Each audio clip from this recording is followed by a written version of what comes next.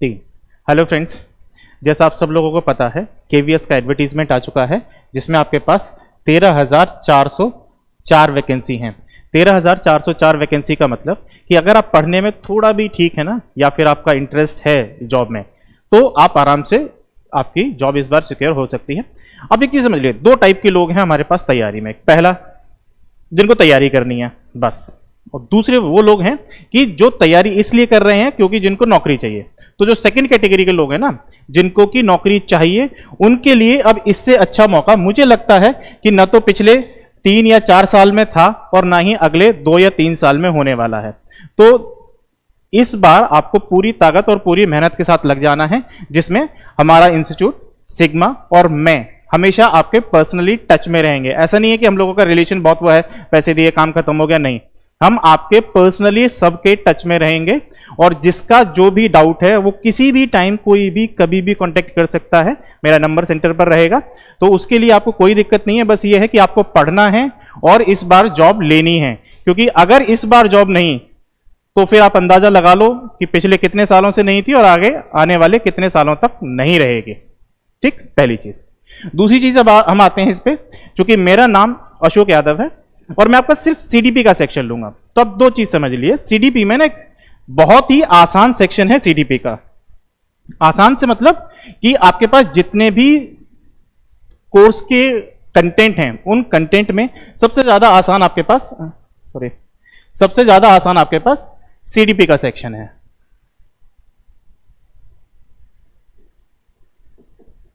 CDP का, और CDP आपके पास ये जो नॉर्मली आपके पास टीजीटी पीजीटी है, ये 40 मार्क्स है, जैसे आप लोगों ने सबने देख ही लिया होगा।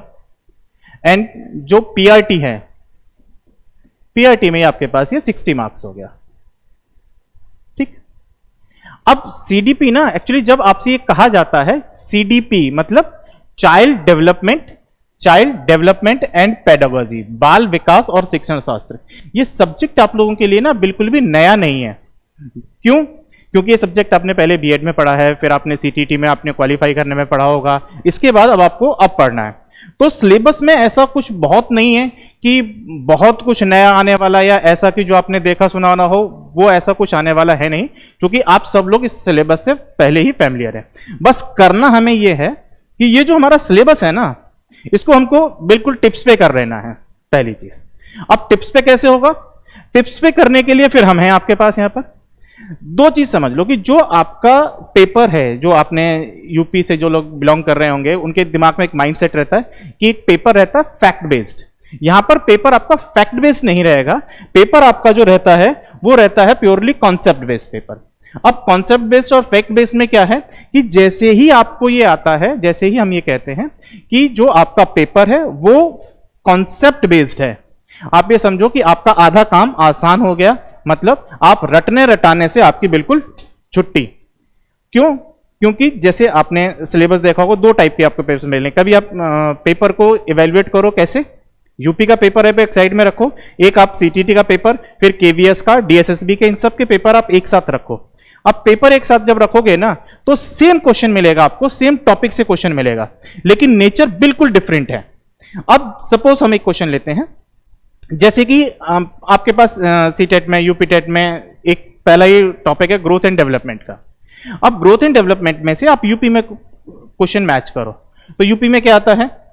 शैशव अवस्था की विशेषताएं कौन कौन सी हैं, शैशव अवस्था किस काल से किस काल तक रही, या किस समय से किस समय तक मानी जाती है। वहीं अगर आप सीटेट, डीएसएसबी और केवीएस में जाते हैं, तो वहां पर यह आता है कि इन्फेंसी की विशेषताएं क्या हैं, और इन्फेंसी का हम क्यों पढ़ते हैं, और हमारे लिए, हमारे पेडागोजिकल इश्यूज में हमारे पास है क्यों ये।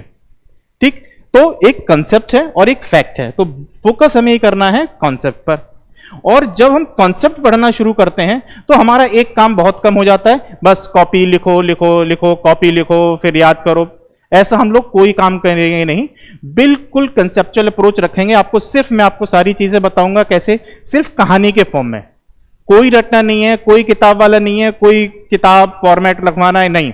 आप बहुत आसानी से समझेंगे, क्योंकि हम इसको एक कहानी के फॉर्म में पढ़ेंगे। फैक्ट के लिए आपको जो इंपॉर्टेंट फैक्ट्स हैं, वो फैक्ट्स में धीरे धीरे आपको बीच बीच में बताता जाऊंगा कि जहां जहां से आपको लगता है कि यहां से फैक्ट पूछे गए हैं प्रीवियस ईयर्स में और नेक्स्ट ईयर में पॉसिबिलिटी होगी।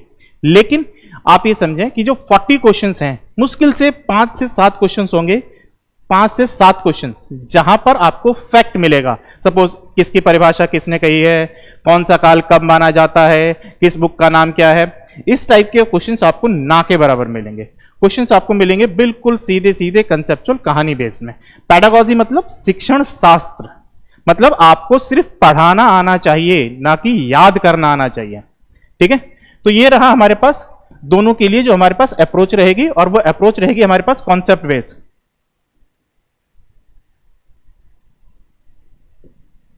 यार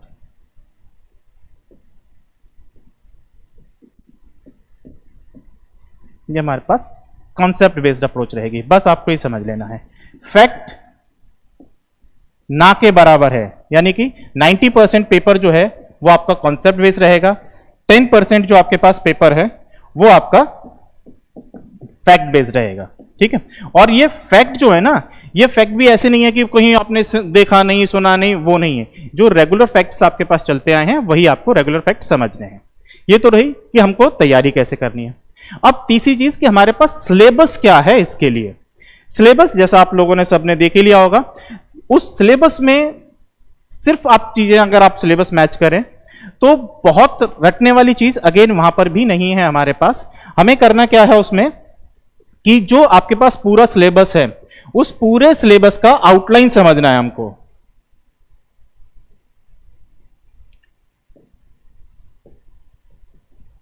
आउटलाइन मतलब कि अगर आपको ना कुछ भी नहीं समझ में आता है, अब बिल्कुल हम ये मान के चलें कि आपने बिल्कुल तैयारी वैयारी कुछ किया ही नहीं, तो उस कंडीशन में भी आपको सिर्फ एक काम करना है कि जो आपके पास सिलेबस में जितनी लाइनें लिखी हैं, सिर्फ अगर आप उन लाइनों का मतलब भी समझ लो तो भी आपके पास ये 40 में से 35 मार्क्स बहुत आराम से आते हैं। कहीं नहीं आपको कुछ करना है इसके लिए। ठीक है,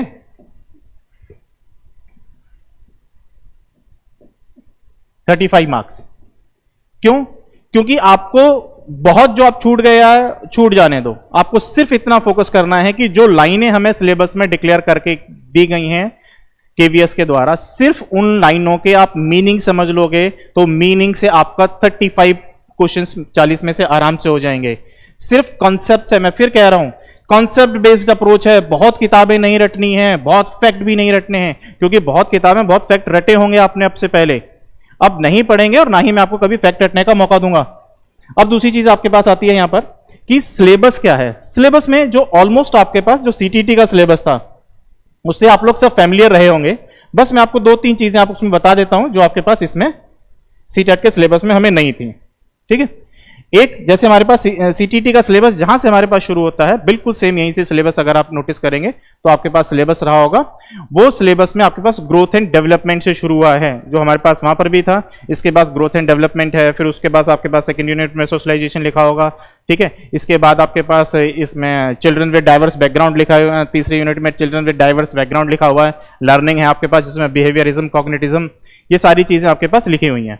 आपको ऑलमोस्ट वही सिलेबस करना है, बस कुछ एक चीज हैं, जैसे एक आपके पास है सिलेबस है इसमें नहीं है, चलो कोई बात नहीं। तो बस आपको जो सिलेबस है पहले जो हमने पढ़ा है उस पर 100%, यानी कि जो हमारा सीटीटी का सिलेबस था, सबसे फर्स्ट हमें करना है कि सीटीटी के सिलेबस पर 100% पकड़ करनी है।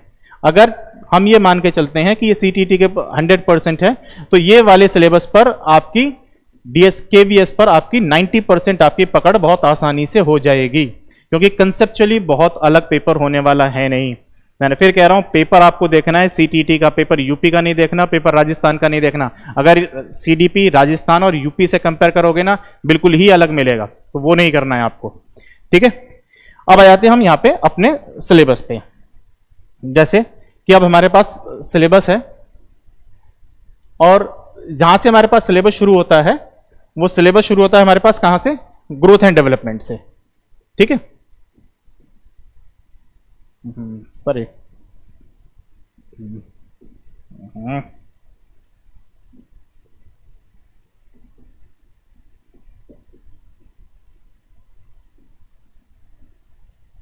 ग्रोथ ग्रोथ एंड डेवलपमेंट, अभिवृद्धि और विकास।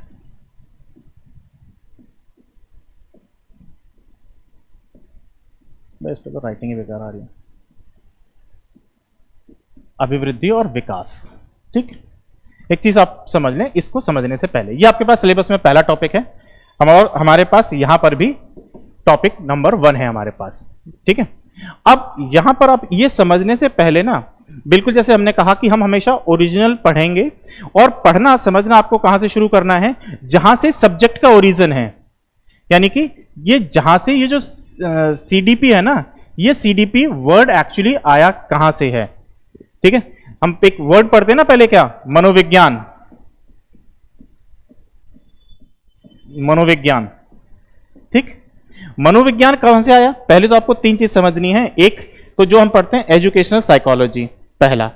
दूसरा वर्ड उसी से मिलता जुलता साइकोलॉजी, और तीसरा वर्ड उसी से मिलता जुलता फिलॉसफी। तो एक छोटा सा 5 मिनट का बैकग्राउंड समझ लो, क्योंकि यहां तक आने से पहले आपको वो पिछला बैकग्राउंड पता होना चाहिए। नहीं तो ऐसा होता है ना कि अच्छा पेड़ उग गया एक, यहां पर अब मैं आज से आपको शुरू करता हूं तो क्या होता है, यहां पर एक पेड़ उग गया। अब पेड़ उग गया तो भाई पेड़ के उगने का प्रोसेस, वो बीज भी आपको पता होना चाहिए कि एक्चुअली इसका ओरिजिन कहां से है। तो हम 5 मिनट का बेसिक समझ लेते हैं, यहां से आपके पास बहुत ज्यादा क्वेश्चन आएगा नहीं, लेकिन यहां तक आने में ऐसा ना लगे कि अच्छा यार ग्रोथ एंड डेवलपमेंट, अब ये ग्रोथ एंड डेवलपमेंट कहां से आ गया। तो ग्रोथ एंड डेवलपमेंट आया कहां से हमारे पास, एजुकेशनल साइकोलॉजी से, और एजुकेशनल साइकोलॉजी कहां से आया हमारे पास, साइकोलॉजी से, और साइकोलॉजी कहां से आया हमारे पास, फिलॉसफी से। तो बस एक 5 मिनट का आप इसका इंट्रोडक्शन समझ लो कि फिलॉसफी एक्चुअली जो एजुकेशन साइकोलॉजी है वो एक्चुअली यहां तक कैसे पहुंची है आज की जहां पर हम हैं। अब यहां आप एक चीज समझ लो, सबसे पहले जो एक वर्ड था जिसको हम कहते थे ना कि सबसे पहले शुरुआत हुई किस चीज की, सबसे पहले जो एक सब्जेक्ट था फिलॉसफी,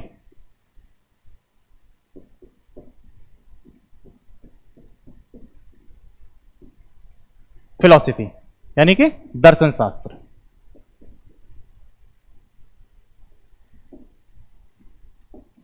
दर्शन शास्त्र,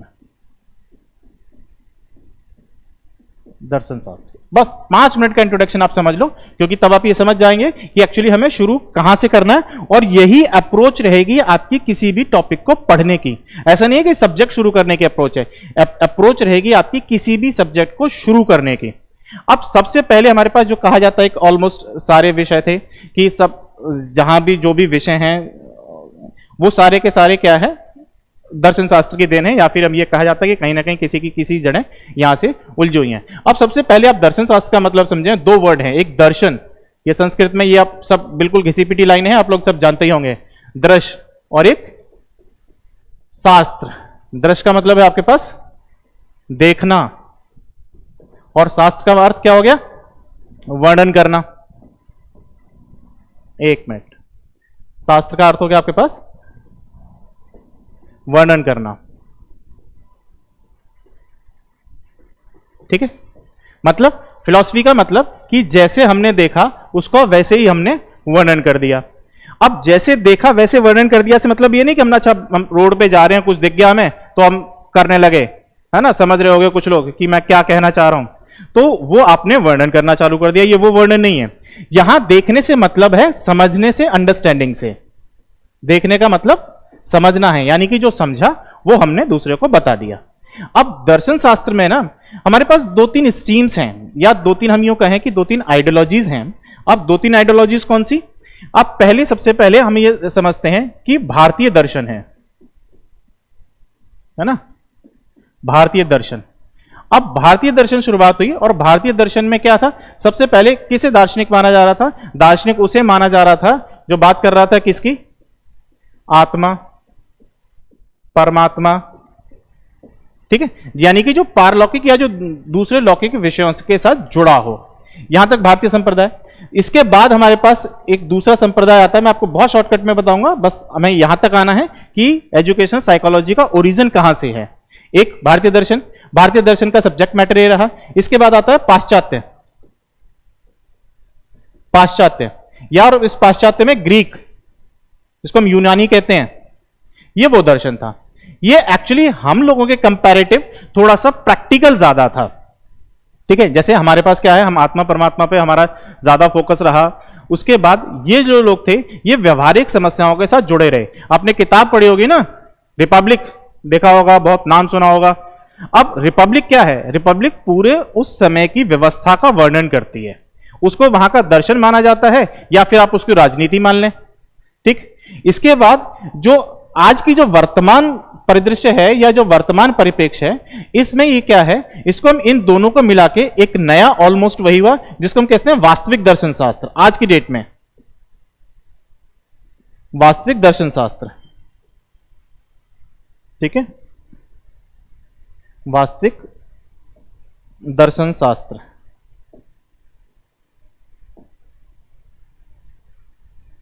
वास्तविक दर्शन शास्त्र, ठीक, ये हमारे पास जो है तीन आइडियोलॉजी आई।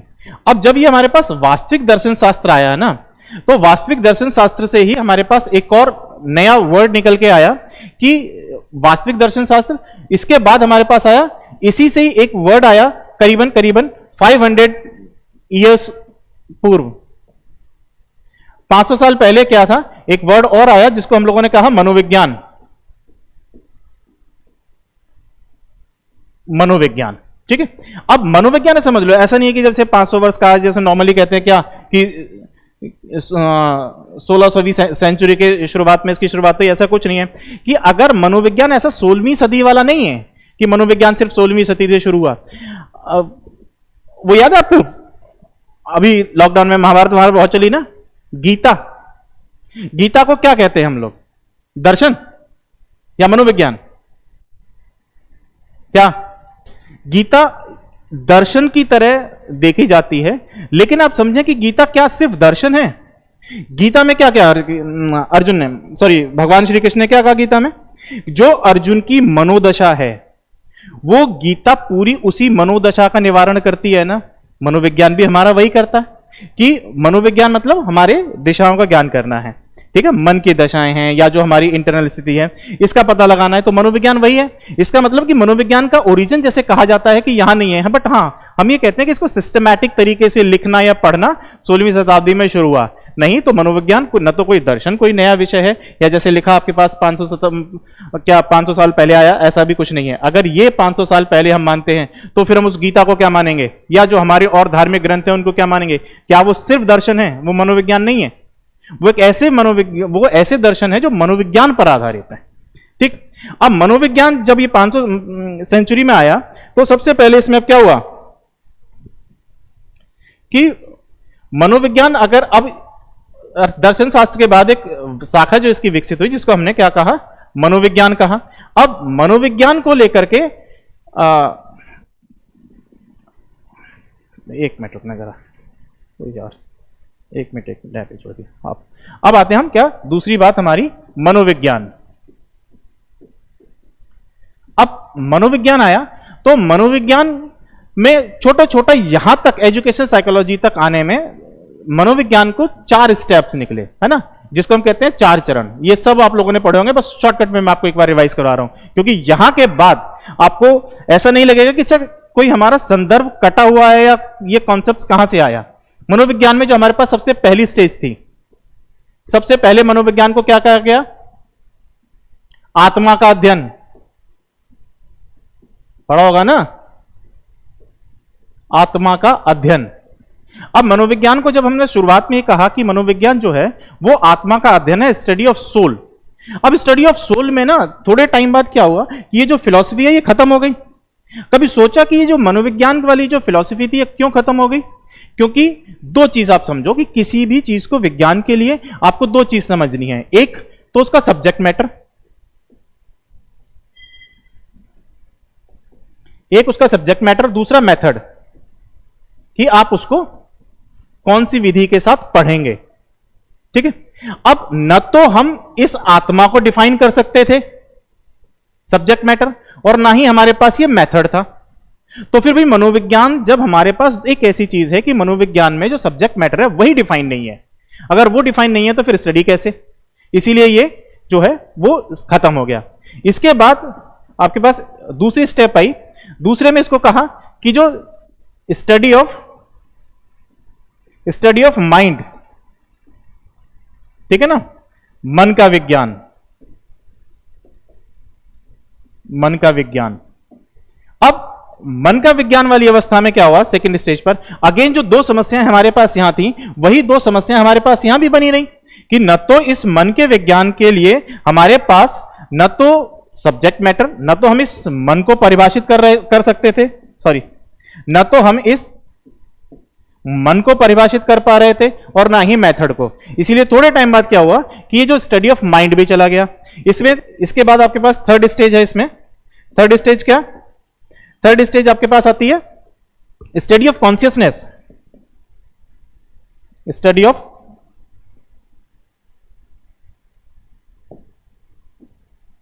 ऑफ कॉन्शियसनेस, यानी कि चेतना का अध्ययन। कि अब मनोविज्ञान क्या करेगा, मनोविज्ञान जो करेगा चेतना का अध्ययन करेगा। अब इस चेतना के अध्ययन में ना आपको दो चीज एक मिलेंगी यहां पर। एक, चेतना के अध्ययन में जो सबसे पहला नाम आपके पास आता है वो आता है जेम्स का। जेम्स की एक book I principle of psychology, principle of psychology. Principle of psychology में ये कहा कि जो मनोविज्ञान है वो चेतना का अध्ययन करता है। अब चेतना में भी यहीं से जुड़ा हुआ एक चेतना के विज्ञान के साथ एक इन्होंने मेथड जो बताया वो मेथड था इंट्रोस्पेक्शन।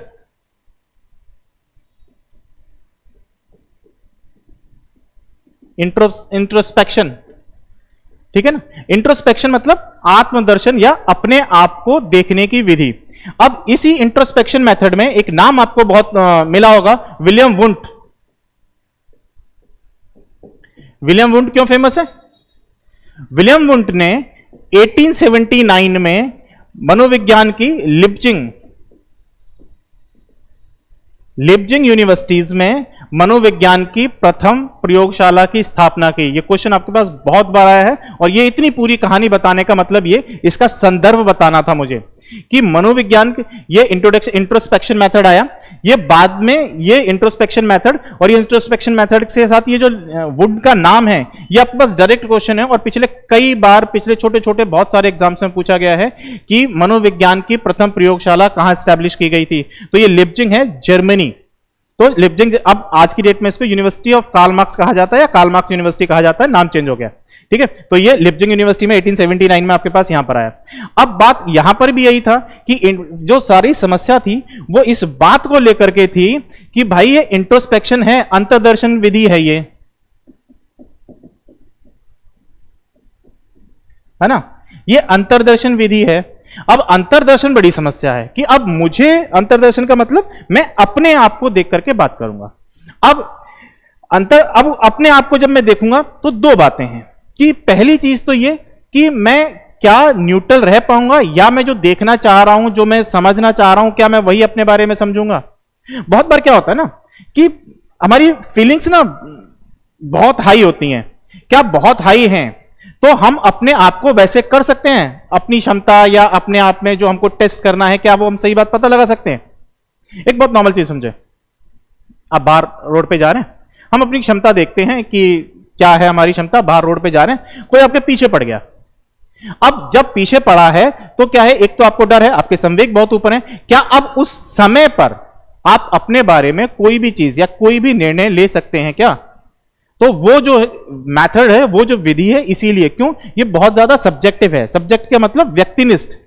दो टाइप की आपके पास मेनली विधियां होती हैं, एक व्यक्तिनिष्ठ और एक वस्तुनिष्ठ। वस्तुनिष्ठ कौन सा, व्यक्तिनिष्ठ कौन सा होता है कि जिसमें व्यक्ति का अपना इनपुट प्रोवाइड रहता है, मतलब कि वो न्यूट्रल नहीं रह सकता। अब एक ही विषय पर एक आपके विचार अलग हो सकते हैं, आपके विचार अलग हो सकते हैं, इसको हम कहते हैं सब्जेक्टिविटी। सपोज एक छोटा सा एग्जांपल समझो, क्या कमी है इसमें कि आप लोगों के पेपर आता है ना, ये जो आपका भी डीएसएस भी है, कंपटीशन के सारे पेपर्स हैं, ये सारे पेपर्स जो हैं वो ऑब्जेक्टिव टाइप क्यों लिए जा रहे हैं? डिस्क्रिप्टिव भी ले सकते हैं ना, हम लोग लिखवा सकते हैं, क्या समस्या है। लेकिन इन सब के पीछे जो एक सिलेबस वाला कंटेंट है कि हमको बहुत ज्यादा चीजें पूछनी है तो हम इसमें कवर कर सकते हैं, लेकिन क्या सिर्फ ये एक मुद्दा है कि मुझे बहुत सारी चीजें पूछनी है तो फिर मैंने ऑब्जेक्टिव पेपर बना दिया? क्या सिर्फ इसलिए ऑब्जेक्टिव पेपर बनाया जाता है? ऑब्जेक्टिव पेपर इसलिए बनाया जाता है ताकि अगर मैं चाहूं तो आपके साथ कोई गलत ना कर सकूं। मतलब जो आपने लिखा है वो सही है तो वो सबके लिए सही है, ना कि वो एक व्यक्ति के लिए। गलत करने का किसी व्यक्ति के पास कोई तर्क या कोई तर्क नहीं होना चाहिए। इसको हम ऑब्जेक्टिव कहते हैं। ठीक है, कि जब व्यक्तिनिष्ठता बीच में ना आए। अगर आप समझें इसी चीज को, दूसरे सब्जेक्टिविटी कैसे आती है बीच में। आप एक हिस्ट्री का क्वेश्चन लिख रहे हैं, आप पॉलिटी का क्वेश्चन लिख रहे हैं, तो आप क्या करते हैं कि वहीं आपने देखा होगा हमेशा एक ही क्वेश्चन से लिखा आपने और आपके फ्रेंड ने, और एक ही किताब आप लोगों ने रेफरेंस में ली है। अब उस किताब में क्या होगा कि एक को नंबर आए 50 और एक को नंबर आए उसी पेपर में 40। क्यों?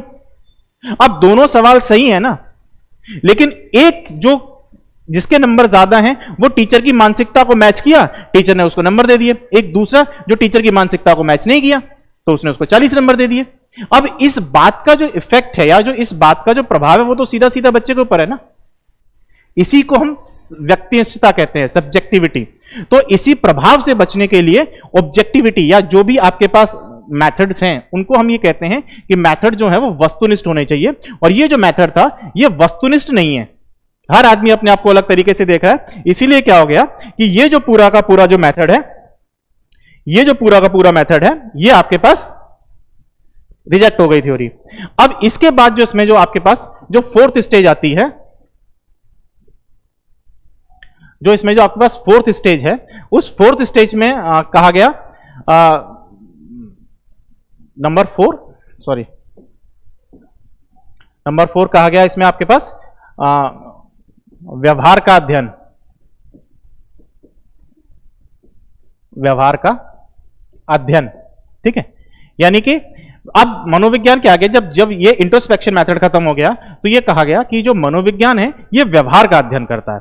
अब यहां पर अगेन आपके पास दो चीज आपके पास एक बहुत इंपॉर्टेंट है इस व्यवहार के अध्ययन में। मैकडूगल याद है ना, किस लिए? Sensation and emotions and cognition emotions के। ठीक है, मैकडूगल की 2 बुक थी, इन्होंने 2 किताब लिखी। सॉरी तो पूरा ही मिट गया।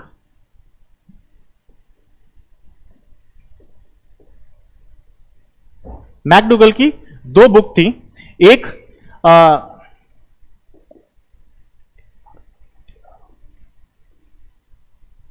Introduction of social science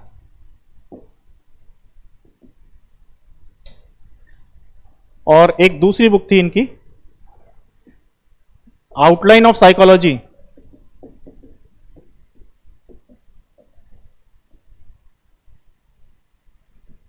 outline of psychology इनकी 2 किताबें थी, introduction to the social science and outline of psychology. अब आउटलाइन ऑफ साइकोलॉजी में और इंट्रोडक्शन में इन्होंने एक बात जो डिफाइन की वो ये कि ये व्यवहार क्या है। अब व्यवहार के लिए ना 2 चीजें जो पहले नहीं थी, पहले वाले तीनों मैटर में, वो एक चीज ये थी कि जो सब्जेक्ट मैटर था, जैसे पहले आत्मा, फिर मन, फिर चेतना, इन तीनों को ही ना डिफाइन नहीं किया गया। लेकिन मैकडूगल ने क्या किया कि इसको अपनी इस बुक में ना आउटलाइन ऑफ साइकोलॉजी में इसको इन्होंने डिफाइन किया, और डिफाइन करने के बाद इन्होंने 2 टाइप के आपके पास व्यवहार बताए। कौन से 2 टाइप के व्यवहार बताओ? एक इंट्रोवर्ट, सॉरी इंटरनल और एक्सटर्नल। अब इंटरनल और एक्सटर्नल बिहेवियर क्या होता है? क्योंकि जब तक सब्जेक्ट मैटर डिसाइड नहीं होगा तब तक तो फिर पूरा मनोविज्ञान का ही कोई लॉजिक नहीं है, और मनोविज्ञान का अगर कोई लॉजिक नहीं है तो फिर हमारे एजुकेशन साइकोलॉजी का भी कोई लॉजिक नहीं है। अब इंटरनल बिहेवियर क्या होता है? इंटरनल बिहेवियर को हम एक्सटर्नल बिहेवियर को हम कहते हैं हमारे एक्शंस, जो हम काम करते हैं, और जो इंटरनल बिहेवियर है ये कहा जाता है हमारा मोटिव, है ना, कि ये हमारा उद्देश्य, जो हमारा उद्देश्य है ये हमारा इंटरनल बिहेवियर है, और जो हमारा एक्शंस है ये हमारा एक्सटर्नल बिहेवियर है। ठीक, अब ये इन्होंने 2 टाइप के व्यवहार बताए। अब इस व्यवहार में इन्होंने एक बात और बहुत बढ़िया कही, इन्होंने कहा कि ये जो बिहेवियर है ना ये इंसान का बिहेवियर नहीं है, ये जानवरों के लिए भी, जो जानवरों का बिहेवियर है, इंसानों का बिहेवियर, किसी भी टाइप का बिहेवियर है, वो सबको ये आपका स्टडी करेगा, और ये 2 टाइप के बिहेवियर है। आगे जब आप बिहेवियरिस्ट में जाते हैं ना, ग्रोथ एंड डेवलपमेंट, या आपने बिहेवियरिस्ट पढ़ा होगा, तो आप एक चीज पढ़ते हैं क्या कि स्किनर, पावलोव, थॉर्नडाइक, क्या कहते हैं कि एक ही टाइप के हैं, stimulus and response, stimulus response, stimulus response, ठीक है। लेकिन वहीं पर आपके पास जब आप बिहेवियर स्टोरी में जाते हैं आगे, तो आपको एक दो वर्ड मिलेंगे, ये वाले दोनों, इंटरनल और एक्सटर्नल बिहेवियर। अभी जब हम आगे लर्निंग चलेंगे तब फिर आपको ये दोनों बहुत डिटेल में होगा, ठीक। अब एक चीज क्लियर हो गई जो पहले वाले तीनों में नहीं थी, ये कि हमारा सब्जेक्ट मैटर क्लियर है कि हमें एक्चुअली हमें पढ़ना क्या है। दूसरा कि अब हमें यहां पढ़ना है, पहले वाले तीन से ये वाला कैसे अलग है। अब हमने इसमें क्या किया कि हमारे पास अब जो मेथड है, अब यहां पर हमारे पास मेथड क्लियर है कि अब मेथड हम कौन कौन से पढ़ते हैं इसमें। मेथड जैसे इंट्रोस्पेक्शन मेथड था हमारे पास, एक्सट्रोस्पेक्शन मेथड है। एक्सट्रोस्पेक्शन मतलब अंतर्दर्शन और बाह्यदर्शन। बाह्यदर्शन में जिसमें आपके पास अवलोकन आता है, अवलोकन में भी आपके पास पार्टिसिपेंट और नॉन पार्टिसिपेंट इस टाइप के आपके पास आते हैं, केस स्टडी है, इंटरव्यूज है, ये सारे आपके पास यहां पर मेथड आते हैं। अब जब इन्हीं से अब ये जो व्यवहार का अध्ययन कहा, इस व्यवहार के अध्ययन में ही अब आप क्या हुआ कि एक नया ब्रांच निकला, और इस नए ब्रांच को हम कहते हैं educational psychology.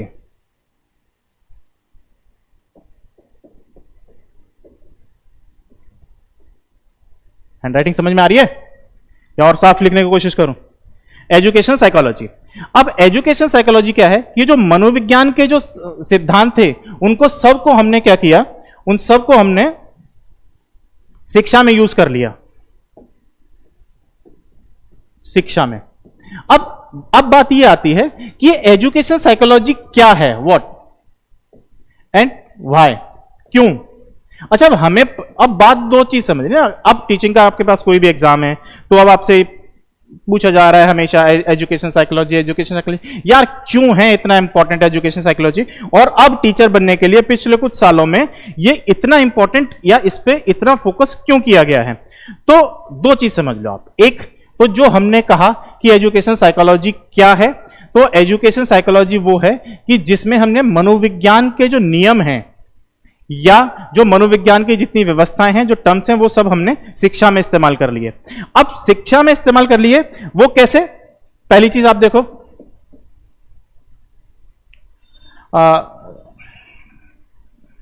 Sorry psychology and teacher, psychology and curriculum, psychology assessment,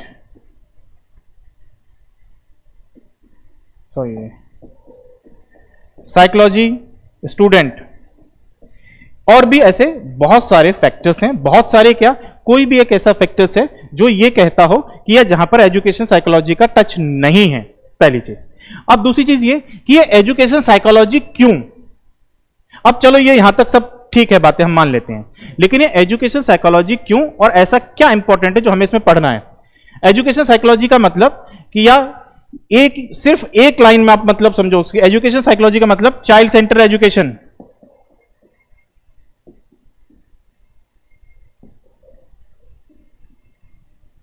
बाल केंद्रित शिक्षा, एक लाइन में बाल केंद्रित शिक्षा।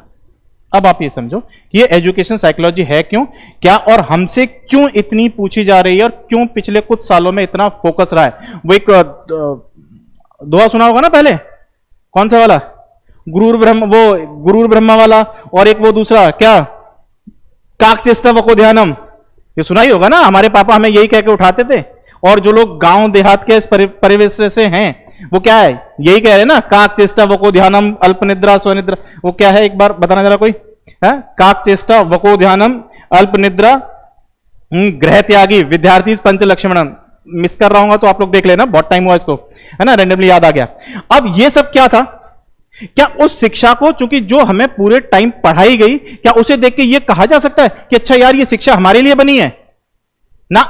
ऐसा लगता था कि हम ना पैदा हुए हैं सिर्फ धरती पर एकमात्र उद्देश्य हमारा क्या है कि बस भाई शिक्षा लो, जियो चाहे मरो, खाना कम खाओ, घर में मत रहो, ठीक है जी, और जितनी आप चारों पांचों बातें हैं वो समझो। इस बात से क्या बात समझ में आती है? बात ये समझ में आती है कि शिक्षा में मनोविज्ञान का कोई स्थान था ही नहीं। अब क्या है कि अब डराना नहीं है बच्चे को, मारना नहीं है, बस्ते भी कम कर दो, फ्रीडम भी पूरी दो, तो मतलब क्या है कि वो गलत था या तो फिर ये गलत है। शिक्षा कहीं भी गलत नहीं थी, सिर्फ तरीका गलत था। वो टीचर सेंटर्ड था कि विद्यार्थी टीचर शिक्षक को जो अच्छा लगा उसने कह दिया।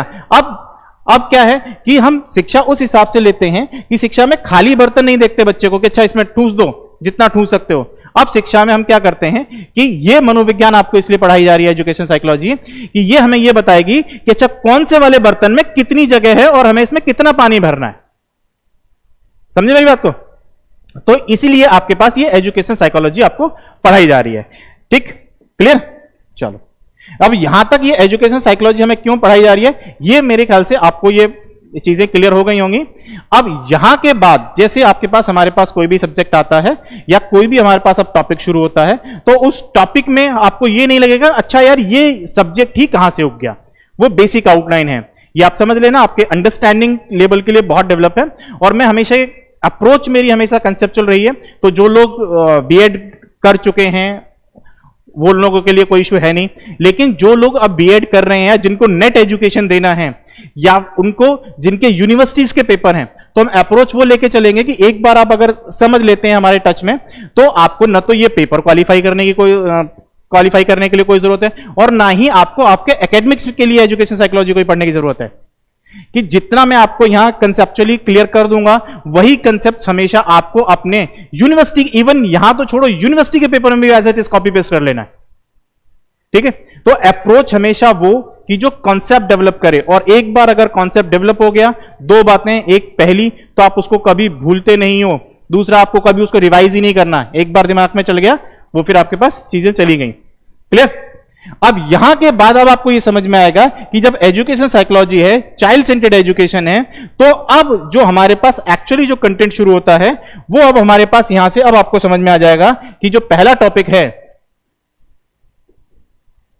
वो ग्रोथ एंड डेवलपमेंट। वो ग्रोथ एंड डेवलपमेंट क्या है,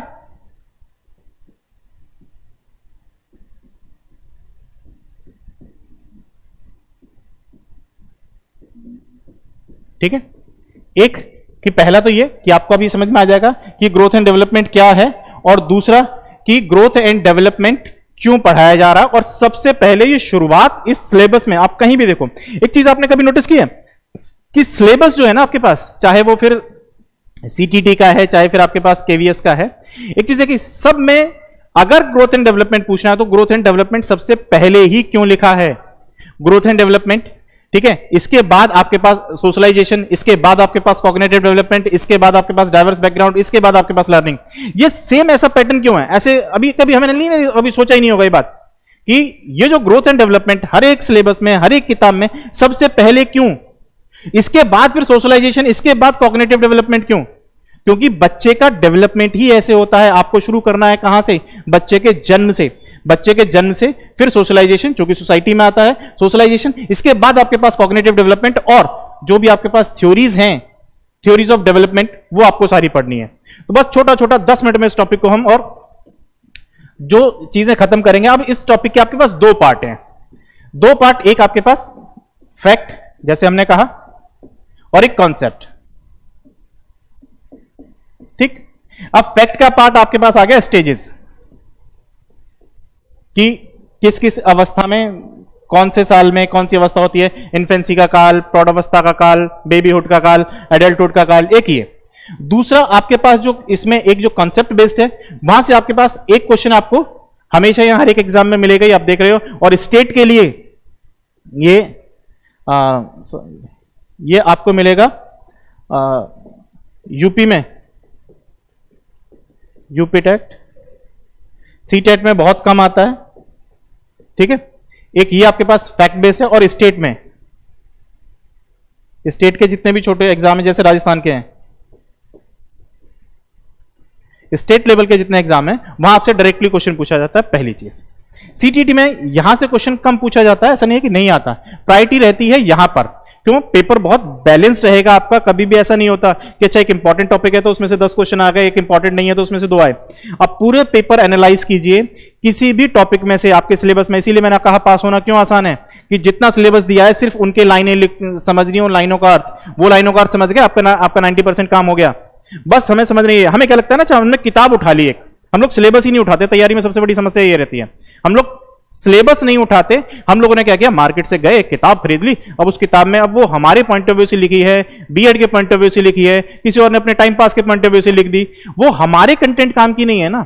हमें सबसे पहले विद्वान बनने से पहले क्या करना है, जो केवीएस ने हमें सिलेबस दे दिया है, हम सिर्फ उतना सिलेबस पढ़ें पहले, कौन सी किताब में क्या लिखा है। बहुत सारे बच्चे आते हैं ना, सर ये वाला टॉपिक आपने इस वाली किताब में से मिल गई कोई किताब यूनिवर्सिटी में, ये वाली किताब में सर ये वाला टॉपिक नहीं पढ़ाया। अरे क्या करोगे वो टॉपिक पढ़ के, पहले एक बार पेपर क्वालिफाई हो जाए, पूरी जिंदगी है पढ़ने के लिए, विद्वान बनने के लिए। तो फोकस इतना कि जितना हमारा सिलेबस है हम पहले उतना करेंगे, इसके बाद आप पढ़ते रहेंगे, ठीक है। और हमेशा ओरिजिनल सोर्सेस, मैं आपको हमेशा कहता हूं, फर्क आपको पता होना चाहिए। आप सब लोग बीएड वाले हो, सीटेट क्वालिफाई करके आए हो, कि आपको ये फर्क समझ में आना चाहिए कि किताब क्या होती है और गाइड क्या होती है। हम लोगों को किताब और गाइड में ही फर्क नहीं पता। हम लोग गाइडें पढ़ रहे हैं, गाइड कुंजी सब पढ़ रहे हैं, और हमको लगता है हम किताब पढ़ रहे हैं। किताब होता है ओरिजिनल सोर्स। आपको कभी भी किताब पढ़नी है, कोई सी भी, पहली चीज तो ये कि हमारे सब्जेक्ट में आपको कभी कोई किताब पढ़नी नहीं है, जितना क्लास में बता दूंगा 100% आपको उतना ही समझना है, पास होने की जिम्मेदारी मेरी। दूसरी चीज, अगर आपको पढ़ना ही है तो ओरिजिनल सोर्स का मतलब वो किताब जो यूनिवर्सिटी में चलती है, कहीं पर भी दुनिया में किसी भी यूनिवर्सिटी में जो किताब चलती है, आपको एजुकेशन साइकोलॉजी के लिए वो किताब खरीदनी है, ना कि किसी का आपने फोटोस्टेट उठा लिया, किसी का आपने कुछ उठा लिया। उनकी कहीं कोई वैधता नहीं है, जिसका जो मन आया वो लिख रहा है।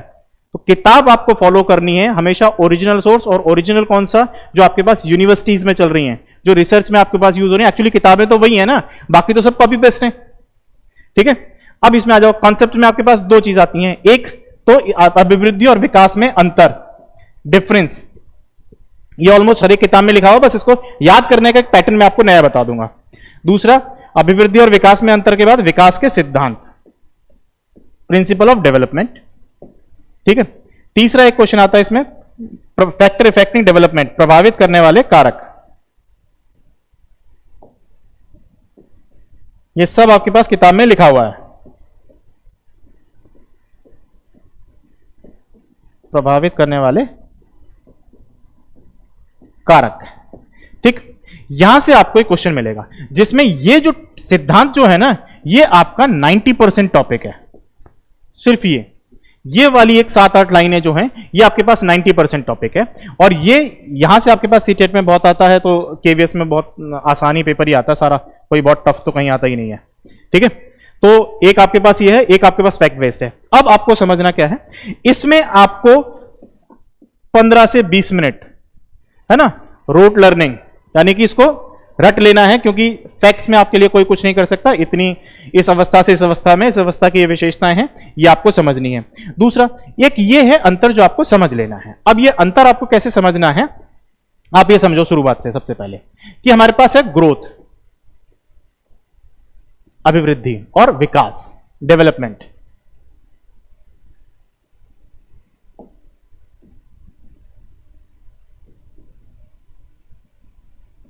अभी क्या होता है ना कि बच्चे पढ़ते रहते हैं, और क्या होता है कि बहुत बार पढ़ने लिखने के में क्या होता है, इधर का इधर चला गया, ग्रोथ का डेवलपमेंट, डेवलपमेंट का ग्रोथ में। बहुत सिंपल सी चीज है, आप लोगों ने पहले पढ़ा होगा। एक तो ये जो ग्रोथ है, ये क्या है, ये एक्सटर्नल है, ठीक है ना, बाहरी है, ठीक।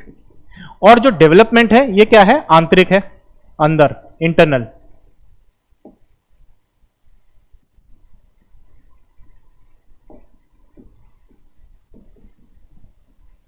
ये इंटरनल है, यानी कि आंतरिक, ठीक। बस एक ये लाइन समझनी है, इसके बाद एक छोटी छोटी कहानी। सिर्फ सारे के सारे जितने इसके करेक्टरिस्टिक्स हैं, सब लिंकअप हैं एक दूसरे के साथ, कहीं किताब में से रटना नहीं है। ये इधर उधर हो जाते हैं एग्जाम में, वो क्यों, क्योंकि हमने रट लिए हैं। अब आप समझ लें कि आज के बाद आपका रटने का काम खत्म यहां पे, और पूरे सीडीपी में कहीं भी रटने का काम खत्म, ठीक। अब आप एक चीज समझ लें कि एक्सटर्नल है, अगर ग्रोथ जो है वो मेरे पास एक्सटर्नल है, अगर एक्सटर्नल है मतलब क्या है, ये क्वांटिटी है, यानी कि मात्रात्मक है, ठीक। चूंकि बाहरी है, मेरी हाइट आप देख सकते हो, मेरा वेट, अपना वेट, अपनी हाइट, ये आप सब लोग देख सकते हो। इसको आप क्या कर सकते हो, क्योंकि ये क्वांटिटी है, एक्सटर्नल है तो क्वांटिटी है, आप मुझे देख रहे हो। अब चूंकि ये इंटरनल है, तो इंटरनल क्या होगा, क्वालिटी,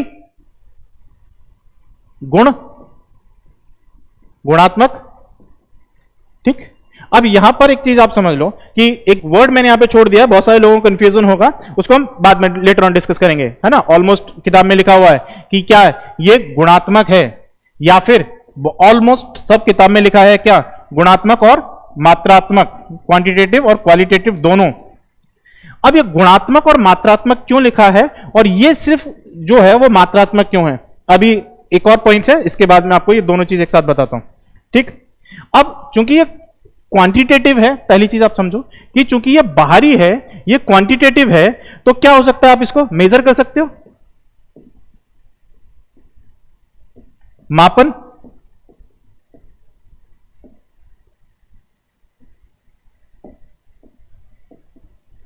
तो आप क्या है, चूंकि बाहरी है, क्वांटिटी है, तो आप मेजर कर सकते हो, है ना। अब चूंकि ये क्वालिटी है, तो आप इसको मेजर कैसे करोगे, तो क्या है, फिर आप इसका मेजरमेंट कर नहीं सकते, चूंकि क्वालिटी है।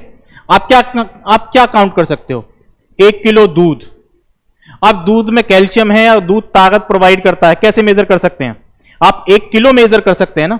और किलो क्या है, किलो है क्वांटिटी, और जो हमें ताकत दे रहा है, कैल्शियम है, ये क्या है, ये इसकी क्वालिटी है।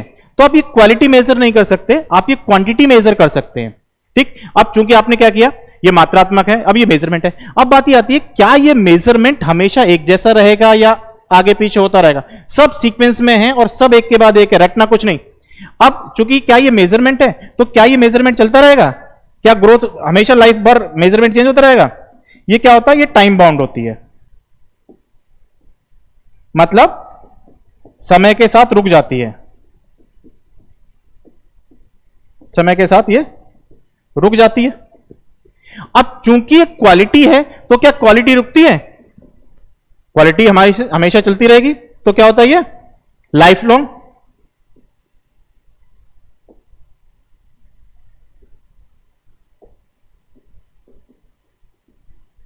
यानी कि ये जो आपके पास डेवलपमेंट है, ये आपके पास लाइफ लॉन्ग है। अब चूंकि ये एक टाइम के बाद रुक जाएगी, अब इस बारे में ना, अब यहां पर जो बात है ना, आप समझो कि बहुत सारी बातें यहां पर शुरू होती हैं और बहुत लोग अलग अलग तरीके से, सबकी अपनी अपनी व्याख्या है। अब ये लोग कहते हैं कि ये जो मेजरमेंट है या ये जो ग्रोथ है, ये एक टाइम के बाद रुक जाएगी, और इसमें हम लोग क्या कहते हैं जनरली, ज्यादातर मैच्योरिटी, परिपक्वता, कि जब परिपक्व अवस्था आ जाएगी, सॉरी क्या है, जब परिपक्वता की अवस्था आ जाएगी, तो आपकी जो है ग्रोथ है वो रुक जाएगी। ठीक है, अब ये परिपक्वता की अवस्था कब आएगी, क्योंकि इसके लिए आपके पास, हम ये कहते हैं कि मैच्योरिटी लेवल है, परिपक्वता आ गई, तो परिपक्वता तक क्या हुआ कि किसी भी व्यक्ति की ग्रोथ रुक जाएगी। लेकिन क्या इस बिहाफ पे आप इसकी प्रिडिक्शन या भविष्यवाणी कर सकते हो क्या, बहुत सारे लोग कहते हैं कि कर सकते हैं। अब भविष्यवाणी करोगे कैसे ग्रोथ में, अब एक बहुत नॉर्मल चीज देखो, एक बच्चा होता है छोटा सा, हम लोग बचपन में उसको कहते हैं कि अच्छा यार ये तो बहुत ही लंबा चौड़ा बच्चा बनेगा, हाइट ही नहीं बढ़ी। एक दूसरा व्यक्ति है जिसको हम कहते हैं ना बचपन में, अच्छा ये नहीं बढ़ना, ये नहीं बढ़ना, वो क्या हो गया, वो बढ़ गया, अब करो उसके लिए भविष्यवाणी। तो ग्रोथ में आप कोई प्रिडिक्शन नहीं है, लेकिन जो आपके पास डेवलपमेंट है, अब डेवलपमेंट में क्या है, डेवलपमेंट में आप प्रिडिक्शन कर सकते हैं। डेवलपमेंट में आप प्रिडिक्शन कैसे कर सकते हैं, क्योंकि हमेशा ग्रोथ के लिए कोई डायरेक्शन नहीं है। अब इसमें क्या है, इसमें आपके पास दिशा या फिर आपके पास डायरेक्शन है। दिशा डायरेक्शन कैसा होता है, अब ये चीज समझ लो, डायरेक्शन का और प्रिडिक्शन का ना एक डायरेक्ट रिलेशन है। कभी पंडित जी को हाथ दिखाया है, दिखाया ना, नहीं दिखाया। अगर हाथ या कुंडली दिखाते हो पंडित जी को, तो क्या कहते हैं, अच्छा आपकी ये राहु की दिशा थी, इस समय से इस समय तक चली, मंगल की दिशा इस समय से इस समय तक थी, यहां से इस समय तक चली, अब आपका आने वाला टाइम बहुत ही अच्छा है ना, अब आपके खेत में बस एकदम पेट्रोल निकल जाएगा। अबे तो पेट्रोल वो बता कैसे रहे हैं कि उनको आपके ग्रहों की दिशा पता है। अगर दिशा पता है तो आप भविष्यवाणी कर सकते हैं, अदरवाइज आप भविष्यवाणी कर नहीं सकते। ठीक है, कम से कम हमारे सब्जेक्ट में इतना पॉसिबल नहीं है, अब जो बाकी जो विज्ञान है वो क्या कहते हैं पता नहीं। ठीक है, तो ये आपके पास दिशा है, इसीलिए आप भविष्यवाणी कर सकते हैं। दूसरा एक वर्ड और आपके पास आता है कि जो डेवलपमेंट है वो एक वाइडर कॉन्सेप्ट, सॉरी ग्रोथ जो है वो बहुत संकुचित है।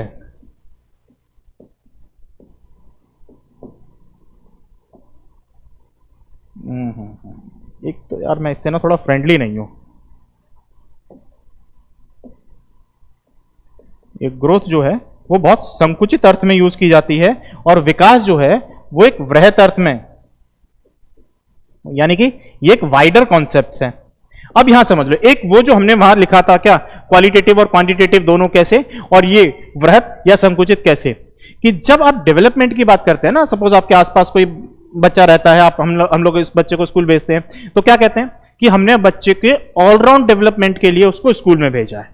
अब ऑलराउंड डेवलपमेंट का मतलब कि जिसमें बच्चे का कॉग्निटिव डेवलपमेंट भी हो, सोशल डेवलपमेंट भी हो, इमोशनल डेवलपमेंट भी हो और फिजिकल डेवलपमेंट भी हो। ठीक, अब क्या आप किसी को भी ऐसा कह सकते हैं बच्चे को जो पूरी तरह से, जिनमें से उसका एक भी एस्पेक्ट जो है वो डेवलप नहीं हुआ, और उसको हम पूरी तरह से विकसित बच्चा कहें? नहीं ना। क्यों? क्योंकि जब भी आप डेवलपमेंट की बात करते हैं तो ग्रोथ जो है वो उसी डेवलपमेंट का एक हिस्सा है। हमने क्या कहा, शरीर का बढ़ना। एक चीज अब समझ लो, मैं आपको बता देता हूं। शरीर, आप ये चीज समझें, क्या समझा रहे थे? हाँ, कि जो हमारे पास विकास है, एक्चुअली डेवलपमेंट आप किसको कहेंगे? विकास में क्या आता है? शारीरिक विकास,